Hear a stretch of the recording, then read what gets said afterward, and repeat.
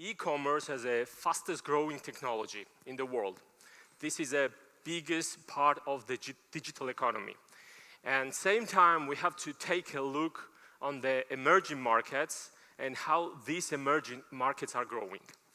So day by day, we are the part of e-commerce. Even today, when you came here, you bought tickets online on several sources, or even Bright, or some Georgian sources, or you just click on the application and order the taxi to come here. So even doing these kind of things, you are part of the e-commerce. And we are the part of this 57th world population, which is now connected to the internet. So I don't like the numbers, but these numbers will help us today to dive how big this market, how this big economy is, and how we have to act after in 5 or 10 years. A key data just to think that 5.11 billion unique, we have 5.11 billion unique mobile users. So we have 4.39 billion internet users, and we have 3.48 billion of the social media users. So can you imagine size of the audience, the size of the population which is ready to dive into technology, which is ready to pay, which is ready to act on your button when you put on your web page or on your application. So itself, the e-commerce, when you are thinking about the e-commerce, it's not just like opening a shop. It's a more big and innovative trends coming in ahead, and I will show you in the next slides. But if we take the huge penetration of internet in the modern society, in the modern world, so if we take the ready digital millennials, what we call the generation, which is really ready to adopt these technologies, and if we will plus the social media accounts, which is the huge part of the world, and everybody, we are connected on the social medias, and if we will open the access to the products and services, we have the growth of the e-commerce. And this shift is amazing. So we have to look on the map and how geographically these emerging markets are acting.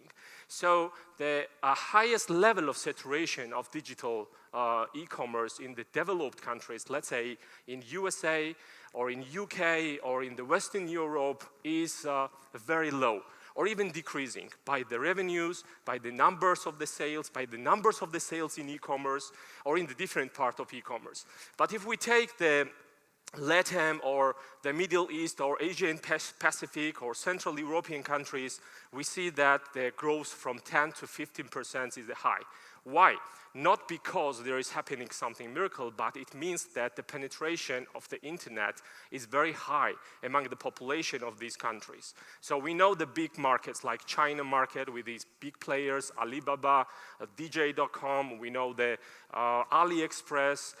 If we go in the Latin America, I don't know if you know the Mercado Libre, the biggest marketplace in Latin America, they're combining the huge number of e-commerce sales on this region. The same what's happening in the Asia and Pacific, it's of the China or Indian or Japanese markets with the Rakuten or with the Souk or with the different big players on the market. They are generating the huge number of revenues on the sales year by year. And the top retailers, so I spoke about them, but just to understand the numbers and the rise. So if we take a look at Amazon, or if we take a look on eBay or Alibaba, what they are doing on their markets, they are just hitting up to 3.5 trillion sales in this year, 2019. So it's not closed year, but anyway, the quarter numbers, what they have and what they established by the public sources, this number is nowadays what we have right now in the worldwide. And in 5, at the end of the 2023 or the more years, it should be hit up to 7 trillion sales in the e-commerce.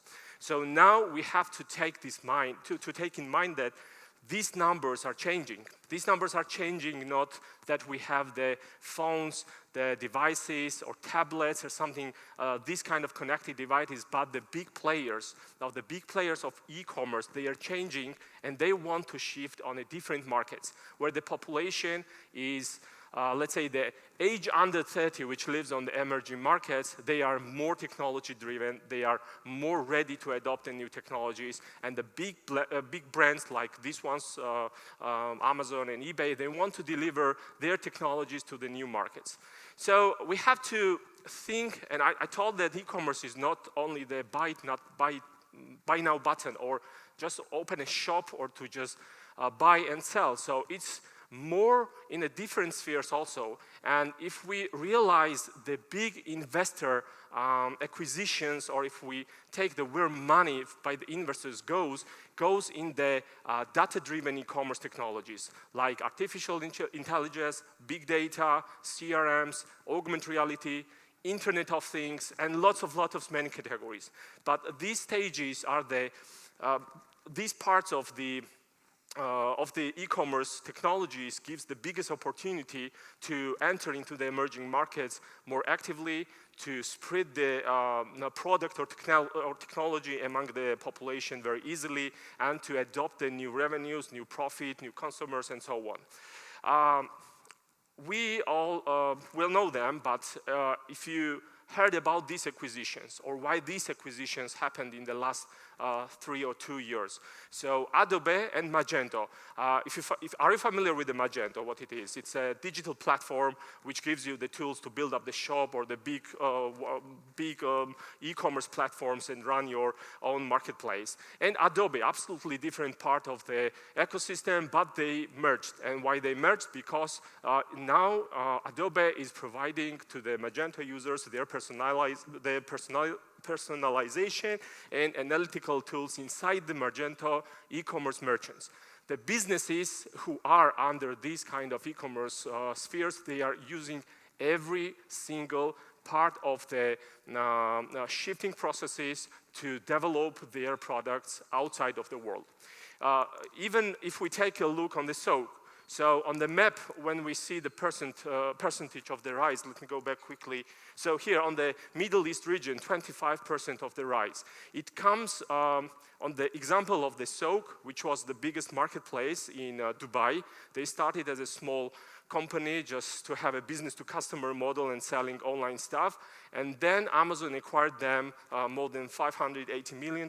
And right now, they are serving to the Middle East region as one of the biggest marketplace on that area. Same's happening into the payment industries. So if we take a PayPal and if we take the iZettle, the Swedish fintech group, which make a biggest penetration into the merchants, offline merchants and online merchants with their devices, it was the ready-made emerging market for PayPal to enter to these consumers, to these merchant consumers, to the businesses who wanted to go much further and to accept international cards, to accept international wallets and so on. Let's talk about Georgia. It's very interesting because all my passion, what I'm doing last 5 or 7 years in the development of e-commerce in Georgia is very interesting. So if the numbers we take a look, we have the last year we have having the financial institution accounts or having the credit card or the wallets or to how the people act to pay online bills or making online transactions, they are quite low. Yes, 5% or 40% of the financial institutions. And 2009, these numbers, which is more or less correct by the several statistics of Georgian stats and so on. So we have the biggest shift, yes, 27% where the online transactions are happening or how deep the population are involved into the digital payment instruments or institutional tools which they are providing. And regarding my case, regarding the case of UniPAY, so the very important part I would like to share with you to understand is how we faced about the growth of the emerging market and how for us, the local Georgian company, these big brands came into our agenda. So mainly we are creating the tools and we are providing the payment options to the merchants, to the small and medium-sized merchants who wants very quickly open online shop, who wants very quickly start accepting online payments using the ready-made tools. So we know the Shopify, we know the Wix, we know the Equid. right now I can proudly say that we are the only one and official partner of these big brands in Georgia. So in the 2 years ago, if you will opening the Shopify, there was even no listed in the drop down the country Georgia. There was no country and accepting the payment options to start your sales. So even these bigger brands, they were losing the fastest growing merchant market and merchant population, which Georgia is giving them. Then we started to talking with the weeks. So year by year, day by day, the numbers they are asking us, so how many merchants we have, how many transactions we have, so how we're going to see the market in the next few years. So step by step, we achieved our goals and we brought this brand into Georgia. And when we see the impact of this opening, how the big brands entered into the emerging markets like us, like Georgia, we get that the number of registered merchants are rising. Every single entrepreneur or the startup who wants to open a shop, they have already the tools what they have. And they are just very quickly, in just one simple clicks, are adding their payment methods and accepting payments online. But these tools are not only just to accept payments. There are a lot of marketing stuff inside, a lot of plugins or marketing or CRM, ready-made tools to use, reach your leads, reach your audience, or spread your business online very quickly. And one of the things I would like to add here is that when we're thinking about the emerging markets, it's not only that we have to take a look that we are the small country. So all of you here, all of you want to create something new digital company, and you want to find the profit, you want to sell this company or something like this. And every time when you are thinking about this, it is that it means that you have to think more globally. So it doesn't mean that the big technology or the modern technology will not reach the countries like us, like Georgia. And these three bigger brands, which we proved to ourselves and to the market that we can work with the bigger brands. And at the end of 2020, we are also going to announce the quite good tools and changes for the local Georgian merchants. Is telling us that you have to try your best. There's the biggest opportunities. There are the biggest challenges coming in a few 5 or 10 years. So we have to understand where the consumer stands right now.